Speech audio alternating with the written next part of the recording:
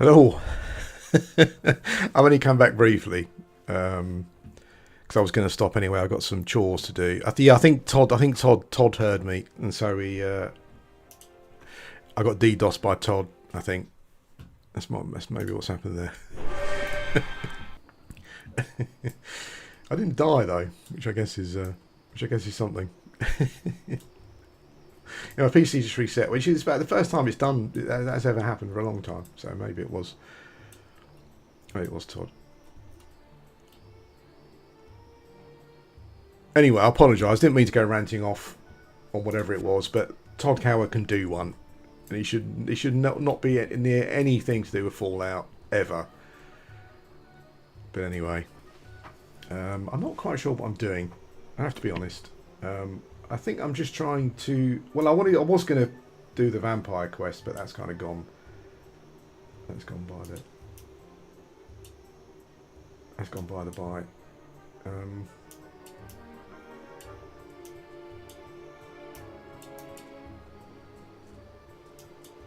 Where the hell is the? I don't know where the.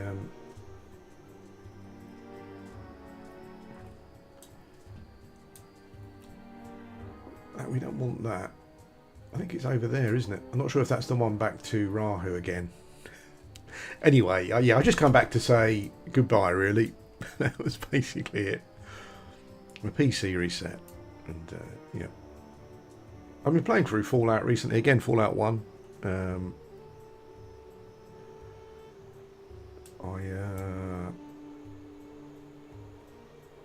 I haven't quite finished yet. I kind of got to the master, but I didn't kill him or talk him out of whatever it was that he's doing.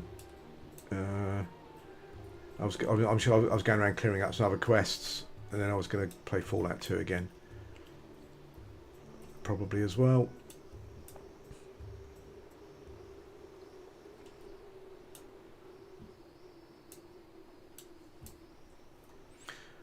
Right, so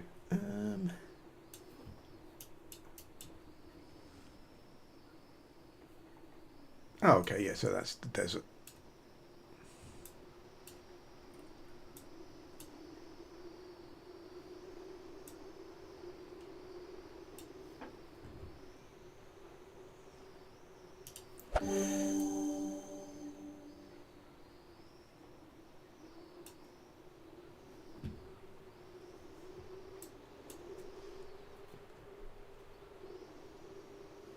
I'm going to need to sit down this afternoon after lunch and work out how this vampire thing works. I'm not sure if I've got to kill some mysticky, wizardy, sagey looking mobs.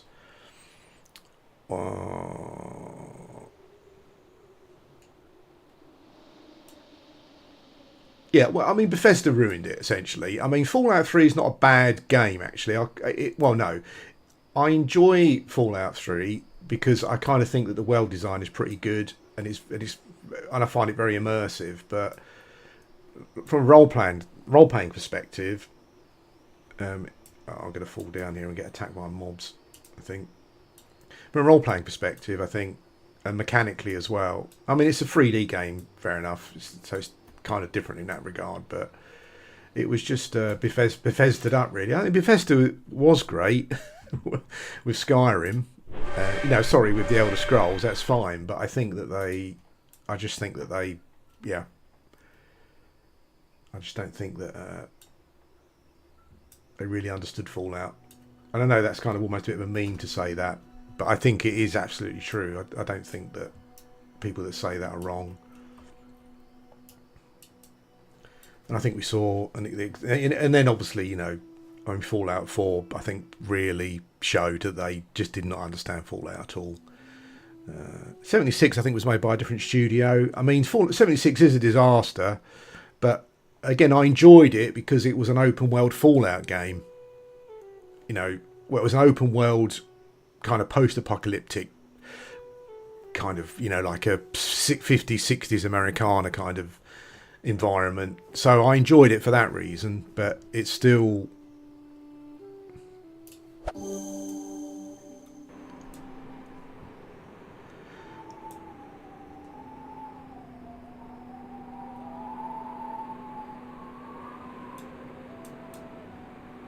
Oh yeah, do you know? I can't. I can't.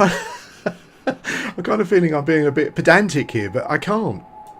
When I think of Larian, I think of that gnome in Baldur's Gate 3 that was going on about oppression and racism, and actually used the term, do you want to be on the right side of history?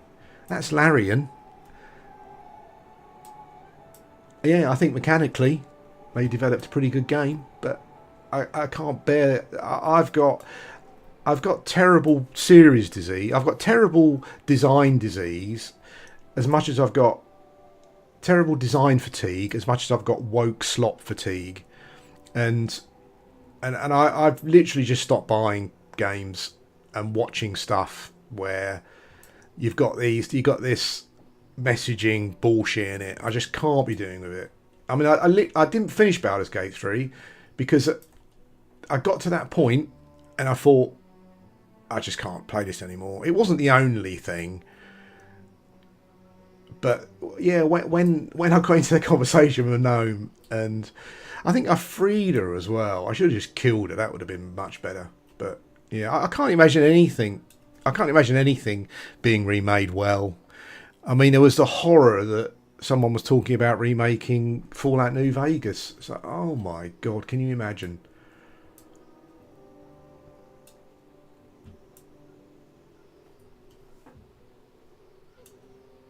I recently, for Christmas, and I mean, it's still amazing, obviously, but for Christmas, I got the complete collection of. I got like a big collection of Ghost in the Shell, like the original comics and stuff. And I used to have the original comics, and I started reading it, and the first few pages, I'm thinking, oh no, I'm sure this is not what the original translation is. And I thought to myself, oh no, some fucking blue-haired septum-pierced twat has got hold of this, and they've done their own translation. I'm like, oh no, please. But I haven't got the original comics to check. But I was like, oh god, no, this just sounds like some more woke slop.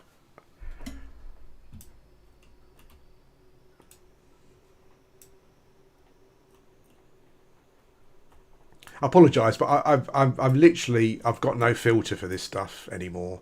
If I get talking about it, I just go off. I'm so sick of it. I'm so sick of all the shit that I loved being absolutely ruined. Um, and it kind of feels as though even your normies and your tourists are now starting to realise that actually maybe some of this stuff is shit. I think thankfully I think the viewership. I mean, Fallout still seems to be doing well, but but I think mostly Witcher, Wheel of Time, all that kind of stuff. I think people are done with it. All the Disney crap. Yeah, hopefully, but I don't know.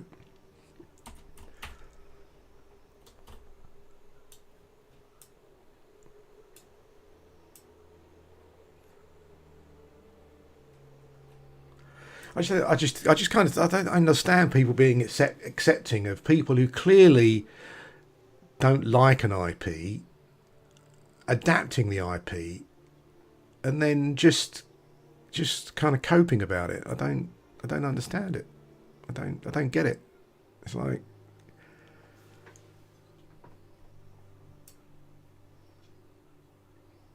I mean, so many Fallout channels have cropped up in recently since the TV show came out. They're supposedly lore channels, and I watched a video of someone analysing them, and all of these so-called lore channels have just gone onto other lore channels, actual proper lore channels that have been going for 20 years, and have not only have they kind of stolen stuff from those channels, but they've changed it to fit they've changed it to fit Amazon's view of Fallout and stuff. It's crazy the lengths that people go to.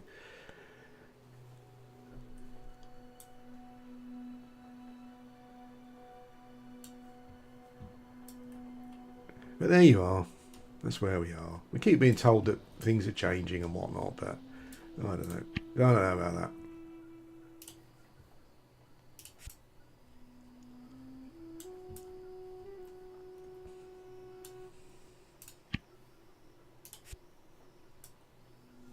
I think High Guard was the latest one, wasn't it? That's had a bit of press, and I don't understand it. I'd have to be a fly on the wall in the design, in the like the conceptual stage design. I don't get it. We're gonna nick some ideas from some other, you know, team-based shooters, and we're just gonna kind of put them in a game. We're not even gonna make any effort, like on the character design, you know. I did, yeah. Todd came and got me, and DDoSed me.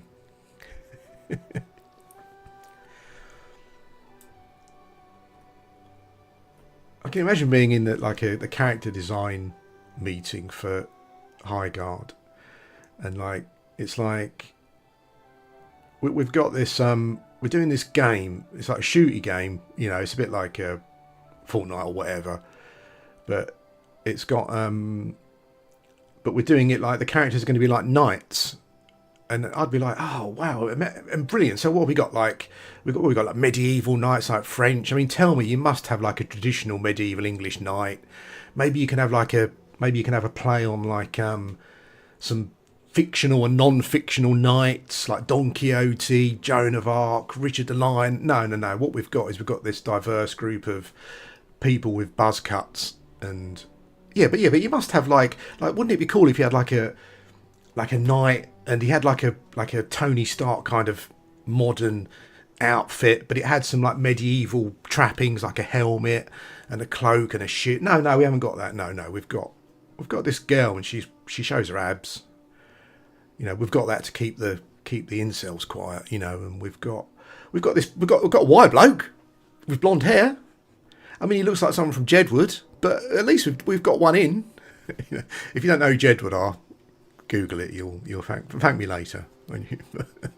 Yeah, it's crazy. Like these people sit there and they're obviously not gamers. I don't care what he says. Jeff Healy or Keeley or whatever his name is not a gamer. He's just not. He's not a proper gamer. And I'm going to say proper gamer in a real gatekeepy sense. And I don't care. He's just not. He's become the face of some propaganda show that it happens to be about games. You know, it's just... I don't know what to say. But I don't know how you can...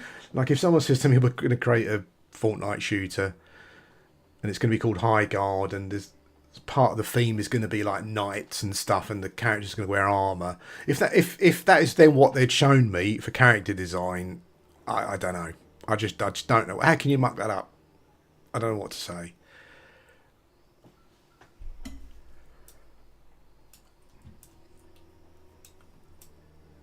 But there you are. That's how it is.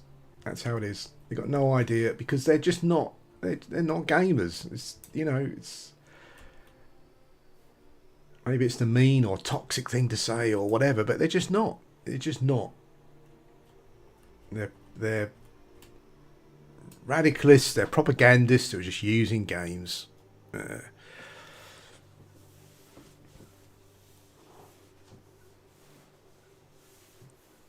Yeah, I mean, Elden Ring was a I think a masterpiece. I think from a not always, not in all ways. Like I think that the company have come away from like I personally think that the game mechanics and combat were the best in Demon Souls and Dark Souls. I think they've kind of moved away from that a bit from a combat point of view. But yeah, I mean, you know, when I was running around in the world in Elden Ring, I mean, it's just some phenomenal world design. So many different locations as well. I remember when I'd kind of done opened up a lot of the map, and I thought, God, there's still so much content. But then I found the underground areas. It's like, holy shit, this is amazing. Yeah, it'd be interesting to see what their next game is. Maybe. I mean, Jeff doesn't even come across as like the sort of person who would ever have been a gamer. But maybe he was. I don't know. But really, like he's, you know, I don't think that's what he's in it for anymore.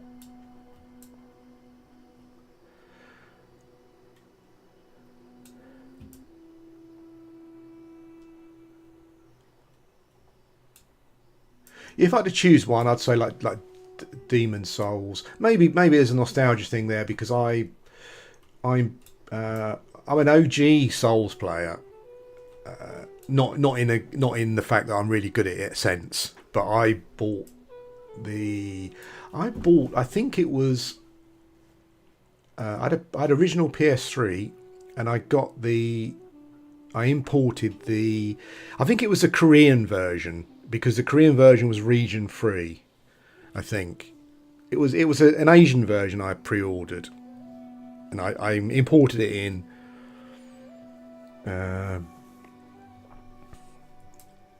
So maybe there's a lot of nostalgia, but Demon Souls I think was awesome. I mean, like the original Dark Souls, it was.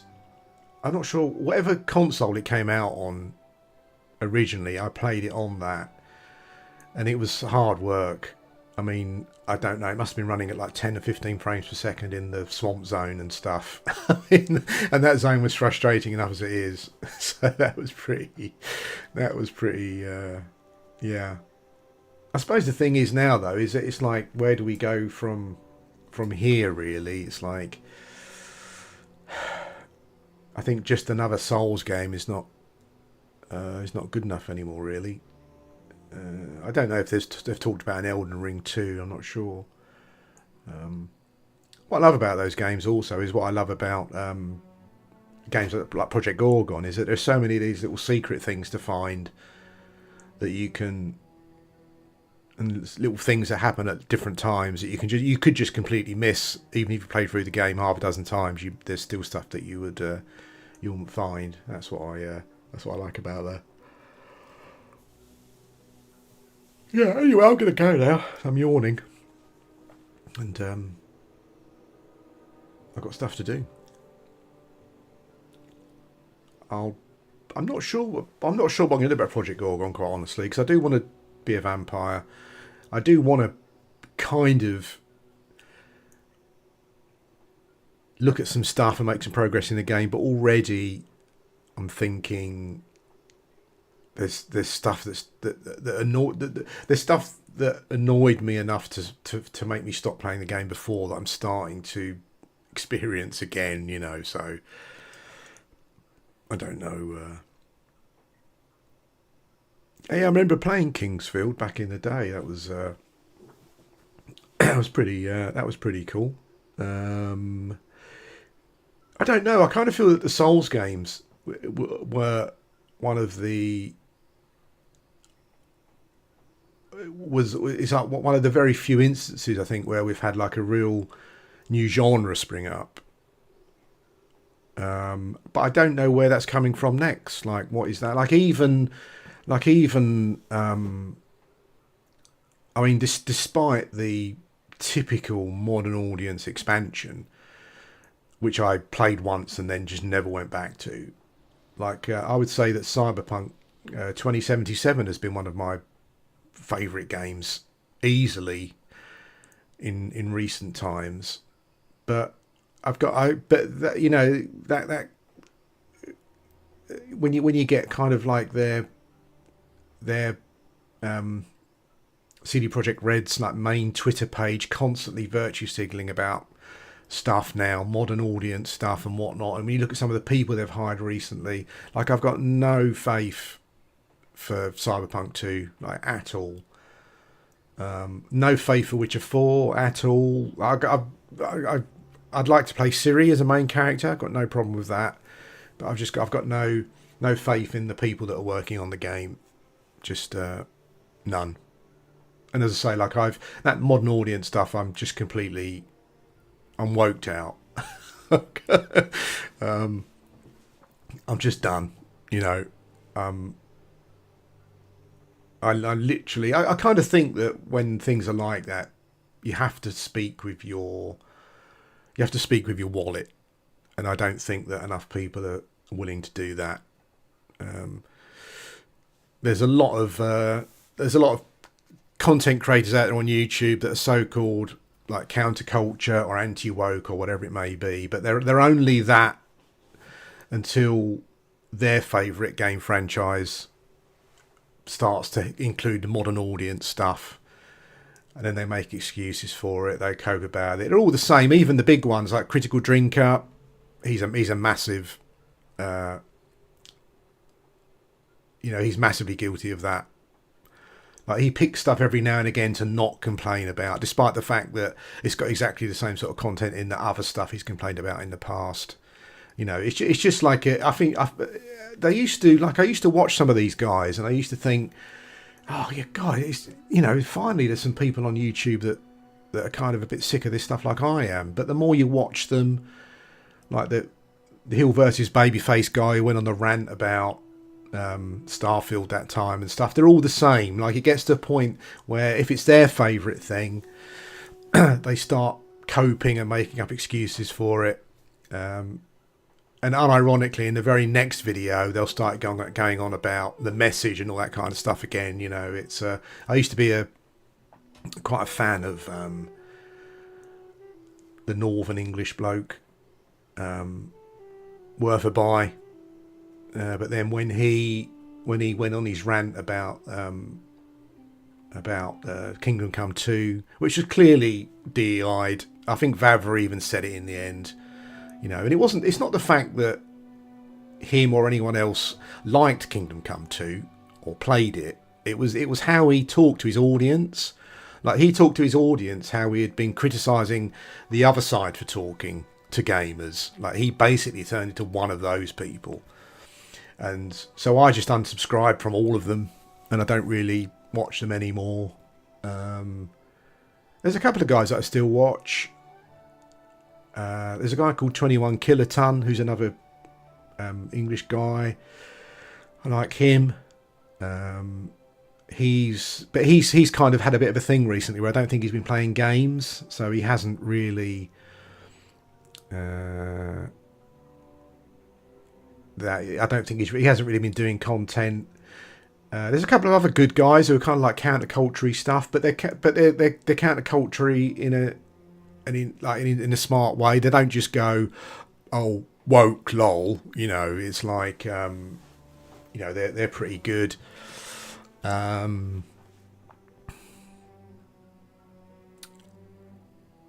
watched Asmongold video of reacting to the housing cinematic, introducing housing or something, and that the most recent Blizzard cinematics of World of Warcraft have told you everything you need to know about that, what's going on there.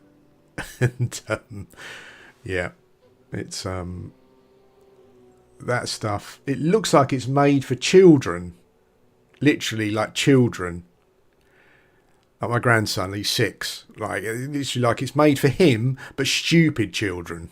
Not him, but children who are just stupid and will watch anything. I mean, Jesus Christ. And it is just gone so woke. It's not even a parody. It's not even like you could be called it a parody anymore. And it never was, but like I can imagine someone remixing the theme tune to one of these videos, and it comes across as a parody, and you'd laugh at it. But it's not. It's actually deadly serious. It's just crazy. It really is.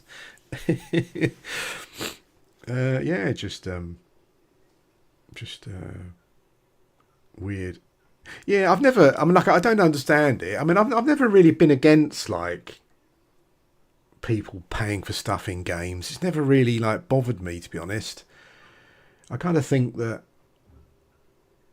it's like when, like in the early days of P99, where people would go crazy about RMTing and stuff, and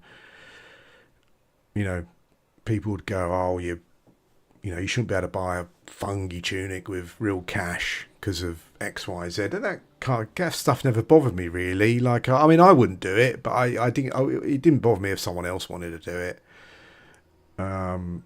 I think it's more of the monetization thing. Like, I've watched quite a lot of these videos analysing game developer conferences where you've literally got people telling game developers to like brainwash and hypnotize players into spending money, like preying on people who would get addicted to that kind of thing. I mean, that's pretty disgusting. But that, I mean, I think the thing is that again, like all that you can do is, all we can do is just is respond by not buying it, and it's difficult because no one else is doing it. You know, as long as people keep pre-ordering Starfield or Cyberpunk 2 or whatever, then things are not going to change. You know, things are not going to change. It's easy to laugh at Highguard and not play it. That's easy. But when it comes down to it, like when Elder Scrolls 6 comes out or goes up for pre-order, no matter how much like previous warnings you've had, like millions of people will still pre-order it. So until people decide to treat the big games the same as the games they laugh at, I don't think things will change. You know, I think we're still. I think the big companies will still be infested by people who have very little interest in games and gamers, and it's more about using their platform to push their agenda. I think that's all it is. But I don't think people are at that point. I don't think people are willing to push back. We've seen it, as we said earlier, with content creators like Worth a Buy. I don't think people or content creators are willing to push back against stuff that they like. There's probably a large enough group of people that will pre-order Fallout 5. I mean, like Todd Howard could turn up at their house and shovel shit into their gob and beat their kids, and they will still pre-order Fallout 6 because that's where we are. You know, it's kind of like, I mean, I really, really hate when people use terms like late stage capitalism and all those kind of trendy, like liberal phrases. But there is a thing where until you stop giving them money, like en masse, you know, if Skyrim 6, if they show footage of Skyrim 6 and it's got red flags, then don't pre-order it, and then that's how they get the message. But I don't think that will happen. I just think that loads of people will just still pre-order it. You know, it's just that's chaos. yeah. The other thing as well, obviously, the other issue obviously is the so-called like big mainstream reviewers, who are not the counterculture ones, but they're just as to blame. You know, that they make up so many excuses for some of these like reviewers, big streamers as well. I think Asmongold is probably the only one. I remember I started watching Co-Carnage when he very first started because he seemed like a cool guy. Now he's just an industry plant, it feels like, who has got a massive ego, who doesn't really take kindly to people questioning him. You know, it's all just the same. Like, there are games he doesn't like, obviously, but he doesn't call out the slop. It's all, I'll say enough, but I'm not going to upset anyone. You know, and these are the people like Asmongold who should be upsetting people. You know, like these are the people that should be watching the videos of Highguard and saying this is fucking shit, and he just needs to die.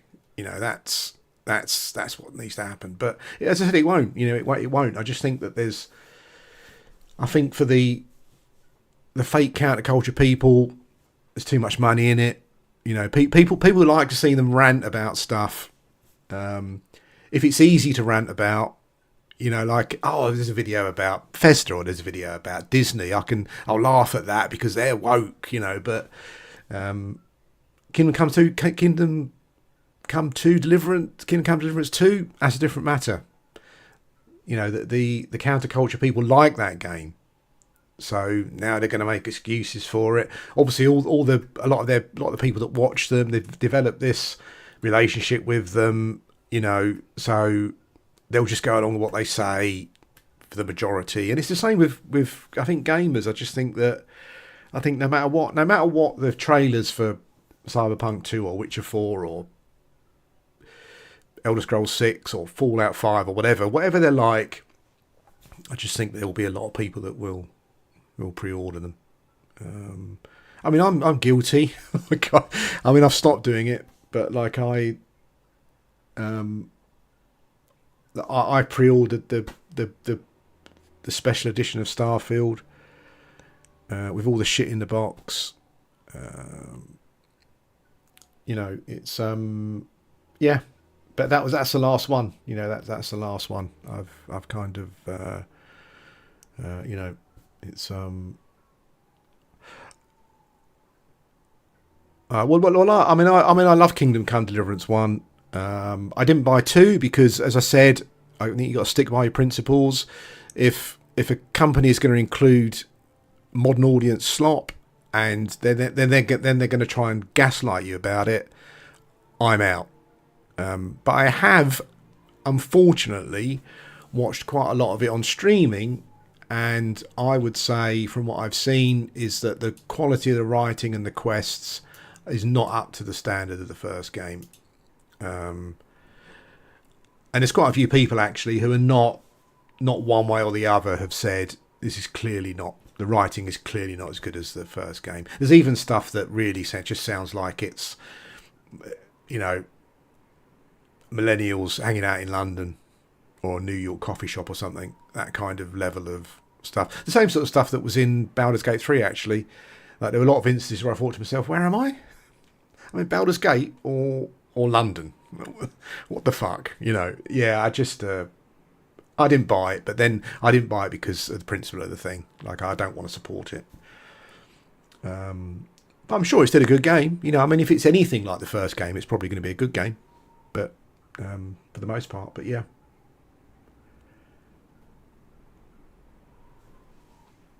I can't even think of what the next. I can't even think of. I've started playing a shooty survival game. Like, I like apocalyptic-y survival games.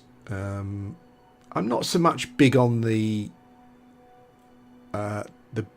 crafting and building side of things for those games. What I really like is going out in a hostile environment and scrounging around and stalking around and gathering up stuff and then coming back to base and whatnot. And I've just started playing a game called Road to Vostok, which I might stream it next maybe. It's only a demo at the moment. It's one bloke. He's like a Finnish dude. He's an ex-veteran. And it's like the game is set on the border between Finland and Russia. And I'm really enjoying it so far. It's got a great atmosphere. It's your typical kind of go out, scrounge for stuff, make stuff, survive. It's got some quests. And the Vostok zone, like the end, there's 3 zones. There's like a starter zone where you start in. Then there's like a no man's land minefield in between that and Vostok, and then you got Vostok.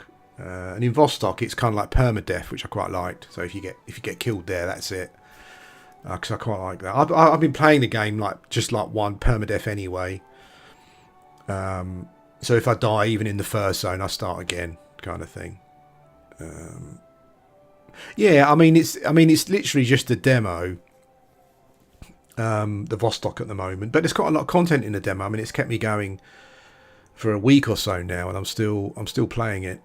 And I think the early access is in April, so that looks pretty good. Hunger I haven't seen. Is it Hunger? I'll check that out after. I did want to play Ark Raiders, but I'm too old for the PvP stuff anymore, And I know that I saw a video recently where it appears as though PvPers are now the minority because they were getting annoyed that no one would fight them. Because I love that sort of game. What's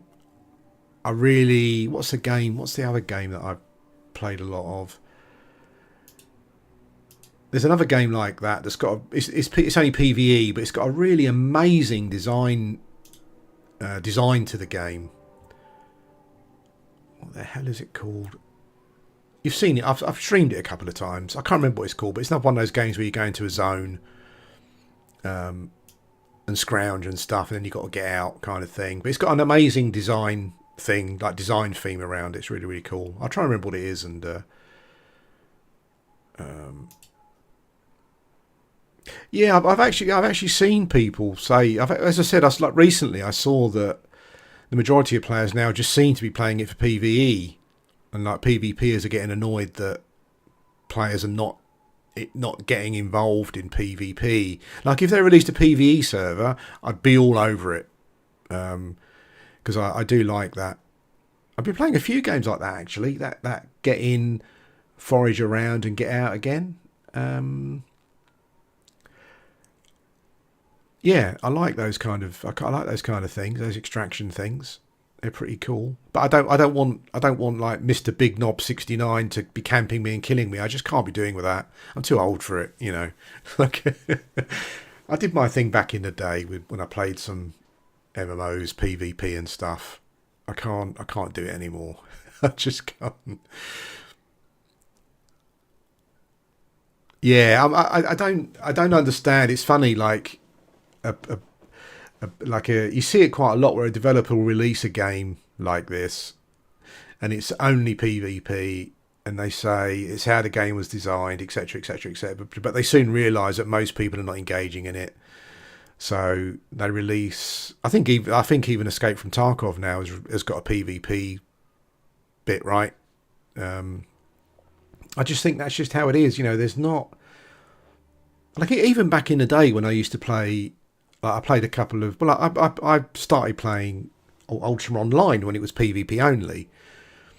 But even then, like, most of us didn't get involved in PvP, and in fact, everyone that I knew played it for the most part disliked PvP. It's just not what people want for the most part, I don't think. Particularly not in an MMO. I just don't think we're that kind of, you know, we're not that kind of audience, I don't think. And I played a couple of the more hardcore PvP MMOs. I think Shadowbane was one of them. But you only have to look at the games you only have to look at the MMOs that are PvP only to see that they just don't, you know, like Mortal Online 2. I don't think there's many people playing that now. Yeah, I think creating an MMO, particularly if it's a fantasy one, and then you've got like your PvP only, I think you're just aiming at the wrong audience. I think that's why Ashes of Creation probably wouldn't have maybe done particularly well. I think it's a sort of game where people would have started because it's just a new MMO, but they'd have got sick of, you know, no matter how much people talk about,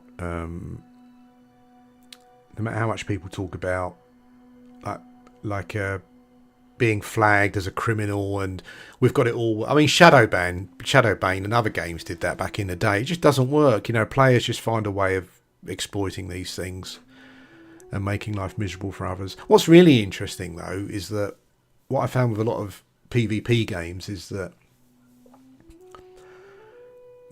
most of the, I guess what you would call toxic PvP players are not actually very good PvP players at all.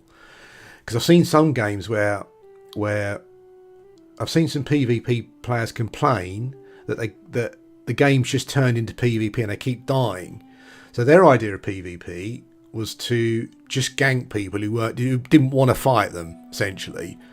But then when they've got to fight proper PvPers, then they didn't like it, because they were the ones that were dying. So I think there's just a group of people who just like to kill other players, basically, to ruin their day. And so, like, for the most part, I just avoid those games now because it's not worth the bother. I love the visual design of Arc Raiders, and if they did release a PvE server, I'd probably buy it. But yeah, I was going to buy Escape from Tarkov a while back, but I didn't, you know, and I don't know if the time's passed on that one now. I'm not sure.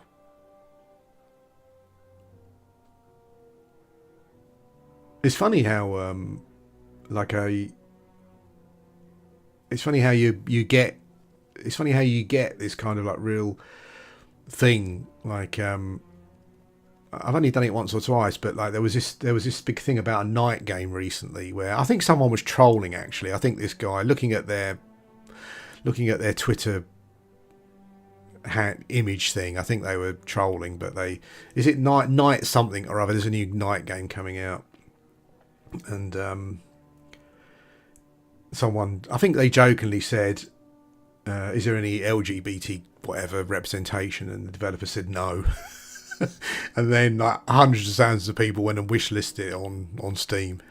I think it was, and then there was, I think about the same time there was his other medieval game about a knight. I think it's a French game or something, maybe, I don't know. And the knight is a tiny woman who's a lesbian and stuff. And it's like, oh god, people still just don't.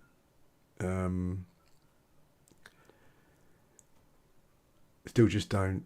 I mean, obviously, there's nothing wrong with sitting down and creating a game and including these things in it, but I think the problem is that for a lot of these things, that's all they've got. It's not about the game or the mechanics or how good the game is or whatever. It's just about the identity. That's all it is, and that's all that the game is being sold on. And it's and I think that's the issue.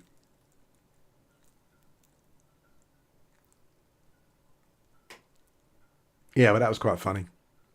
But yeah, I mean, apart from the odd game here or there, I can't think of anything. I mean, I've got a ton of painting to do, which I haven't done for a long time because I bought like Stalker is probably my favourite game series, certainly like top three, I would say.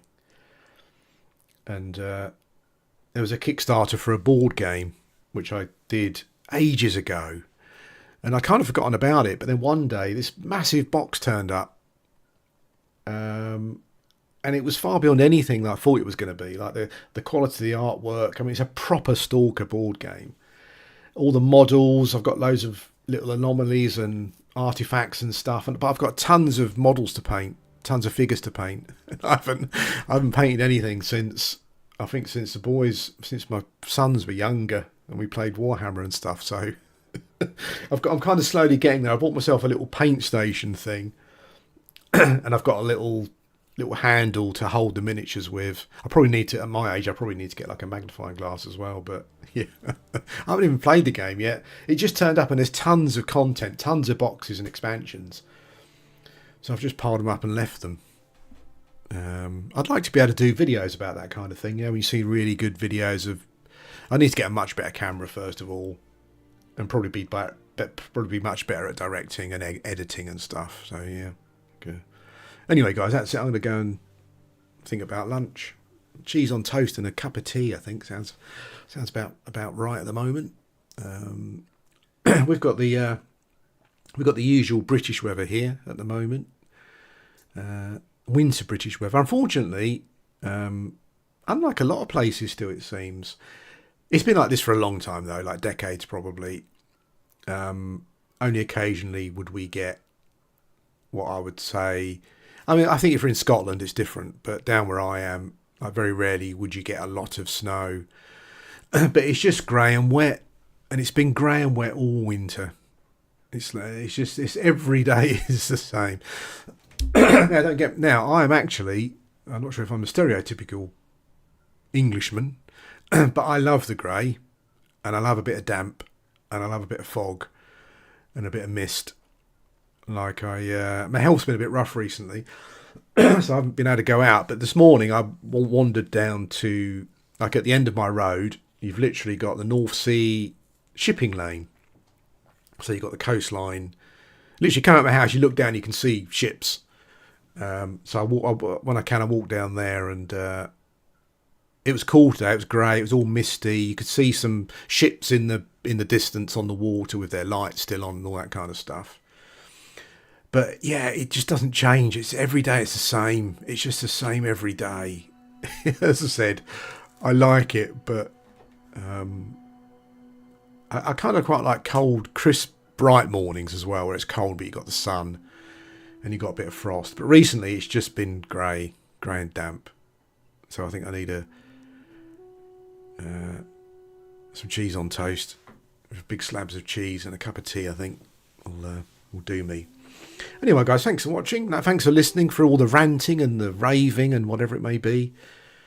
I'm sure it just gets on some people's nerves and stuff, but you know, at the end of the day, this is all stuff that I've been passionate about for about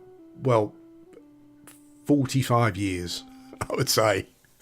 And to see what it's become now, you know, I find it pretty sad. But there you go. Everything goes through cycles. You know, I'm sure things will change again. There are still people out there interested in gaming, developing games, making good games, trying to make good games, you know. So we could keep our fingers crossed. Anyway, thanks for watching. What I might do is I keep talking about just streaming more regularly. Like I could probably do it every day for an hour or two. It would probably make more sense if I can find some kind of thematic streaming thing, you know, where I just pick a game and just play through it, stream it. I don't know, but I might stream that Road to Vostok game maybe tomorrow for an hour or two, so you can have a look at that. Anyway, also my streams recently have been split into two, haven't they? 2 or 3. I think you're probably getting really confused. Anyway, thanks for watching, guys, if you still are, and I'll speak to you again soon.